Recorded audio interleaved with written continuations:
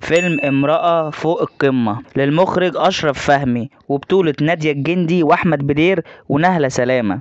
والفيلم بيتكلم عن امرأة متجوزة وشغالة موظفة في شركة، وبتتعرف على راجل غني، والراجل ده بيفضل يلاغيها عشان تتطلق، وفعلا بتتطلق. ولما بتقوله أنا حامل بيسيبها وبياخد ورقتين العرفي، وهي بتقرر إن هي تنتقم.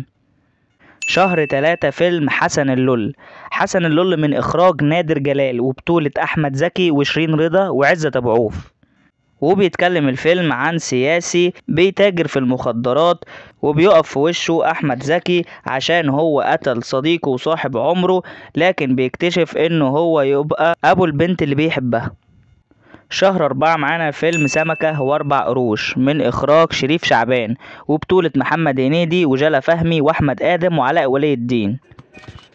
وبيتكلم الفيلم عن وردة واربع لصوص اللي هم بيقرروا